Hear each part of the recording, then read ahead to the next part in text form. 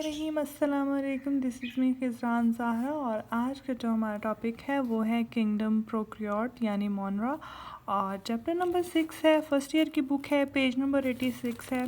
आज बेसिकली हम नया चैप्टर स्टार्ट कर रहे हैं और जो चैप्टर है बेसिकली पिछला जो हमने पढ़ा था वो वायरसेस के बारे में था और अब जो हम पढ़ेंगे वो बैक्टीरियाज़ के बारे में पढ़ेंगे। बैक्टीरिया के इंट्रोडक्शन में या इसके करैक्टरिस्टिक में आप लिख सकते हैं कि bacterias are always not lethal. जो हमारे पास बैक्टीरिया होते हैं वो हमेशा लीथल नहीं होते। और इसके अलावा जो है bacteria some are good bacterias and some are harmful bacterias. तो हम बेसिकली डिफ्रेंशिएट करेंगे इनमें से कौन से हमारे लिए लीथल बैक्टीरियाज हैं, कौन से हमारे लिए जो हैं वो बेनिफिशियल बैक्टीरियाज हैं और बेनिफिशियल बैक्टीरिया हमारे सराउंडिंग में कहाँ पाए जाते हैं और जो हार्मफुल होते हैं वो कहाँ पाए जाते हैं। फ़िलहाल जो है हम चलेंगे चैप्टर के ओवरव्यू की तरफ। तो जो सबसे पहला पेज है, पेज नंबर 83, इसके अंदर डिस्कवरी ऑफ बैक्टीरिया के नाम से एक आपको हेडिंग मिल जाएगी जिसके अंदर there are lots of you can say कि बैक्टीरियाज़ के बारे में जो उन्होंने डिस्क्राइब किया हुआ है। उसके बाद हमारे पास आ जाता है नीचे उसकी स्पेसिफिकेशन है जिसमें उनके जो है स्पेसिफिक करैक्टरिस्टिक बयान किए गए हैं, जैसे कि specific organism can always be found in association with the given disease. ठीक है, तो ये इस तरह से उससे रेलेवेंट फर्दर उन्होंने इसके पॉइंट बना के दिए। नेक्स्ट जो है हमारे पास चीज़ आती है वो है स्ट्रक्चर ऑफ बैक्टीरिया और इससे ऊपर जो टॉपिक है वो है अकरेंस ऑफ बैक्टीरिया कि ये कहाँ कहाँ पाए जाते हैं, इनका जो है वो हैबिटेट क्या है, ये किस तरह के इन्वायरमेंट, किस तरह के टेम्परेचर और किस तरह के जो है इनका वो हैबिटेट क्या होगा और ये किस तरह से सर्वाइव कर सकते हैं, कि इनका जो है नेचुरल जो है वो फ्लोरा कितना एक्सपैंड कर सकता है। ठीक है, उसके अंदर हम ये पढ़ेंगे स्ट्रक्चर ऑफ बैक्टीरिया के अंदर बेसिकली हम उनके साइज़, उनकी शेप, उसकी फ़िज़िकल अपीयरेंस, उसकी केमिकल जो कंपोजिशन है उसके अकॉर्डिंग जो है स्ट्रक्चर पढ़ेंगे कि बैक्टीरियाज़ बेसिकली दिखने में कैसे होते हैं और बैक्टीरियाज़ जो हैं ये हमें इनका स्ट्रक्चर जो है, क्या अगर स्ट्रक्चर चेंज होता है तो क्या वो लीथल हो जाते हैं या स्ट्रक्चर वाइज इनकी लिथैलिटी जो है वो किस तरह इंक्रीज़ या डिक्रीज़ होती है। ठीक है जी, इससे नेक्स्ट जो हम आते हैं पेज नंबर 86 पे।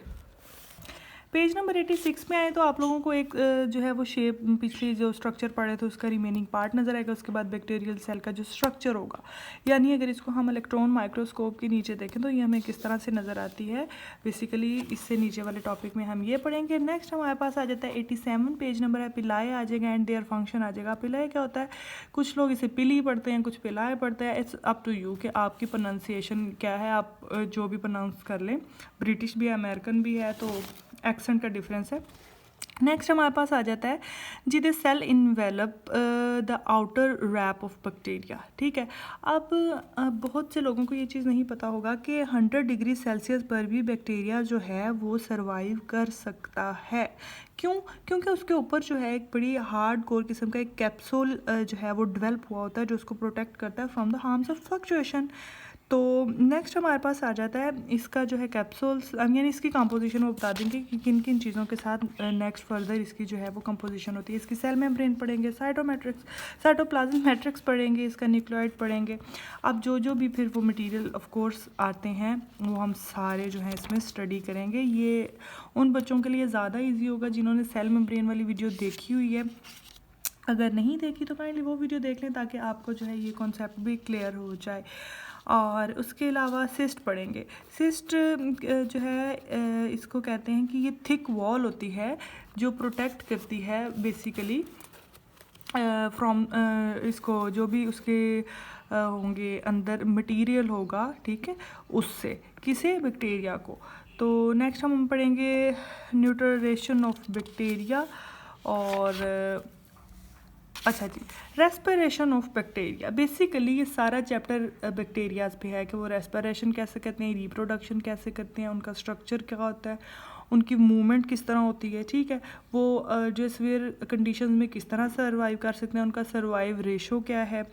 उसके बाद आ जाएगी ग्रोथ एंड रिप्रोडक्शन आ जाएगी, ये सेक्सुअल करते हैं, एसेक्सुअल रिप्रोडक्शन करते हैं। और अगर और उसके अलावा इनमें फेजेस कौन कौन से होते हैं ग्रोथ के अंदर। ठीक है, तो ग्रोथ के अंदर ये द मोस्ट इम्पोर्टेंट 3 वाला टॉपिक है ऑफ दिस चैप्टर, वो है ग्रोथ एंड रिप्रोडक्शन और स्पेशली दीज फेजेस। ये आपको शॉर्ट क्वेश्चन में आ जाते होते हैं।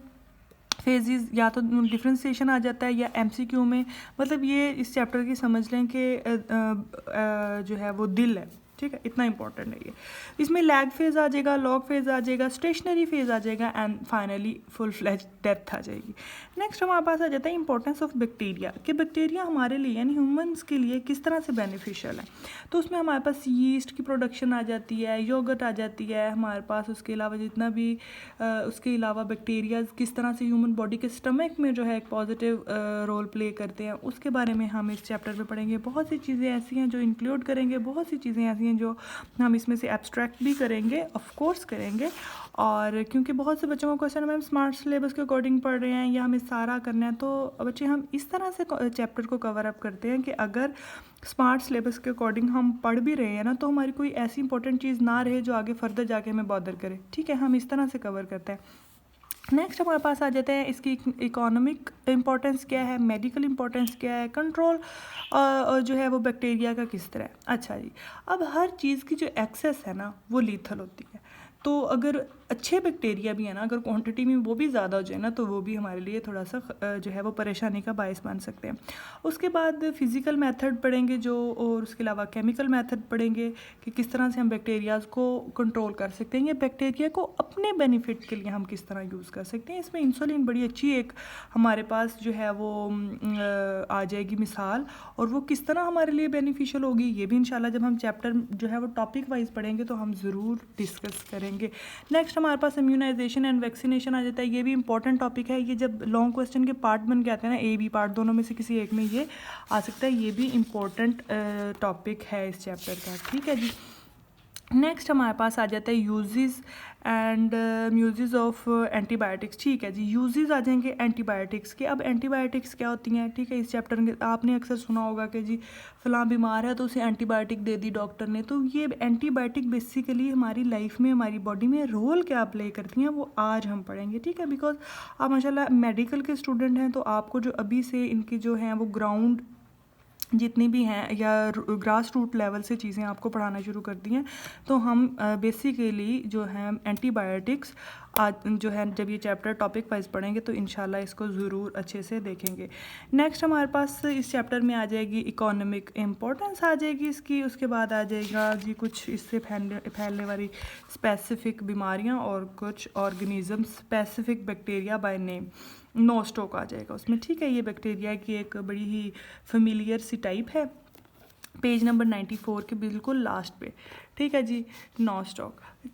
तो इसी के साथ हमारा चैप्टर गो थ्रू हो जाएगा जी। ये वीडियो बनाने का मकसद ये होता है कि बच्चों को जो है थोड़ा सा आइडिया हो जाए what we are going to study in this topic या इन दिस चैप्टर, सो ताकि जब कल को टॉपिक वाइज हम पढ़ें तो जो चीज़ें हैं वो स्टेप बाय स्टेप हमें क्लियर हो जाए।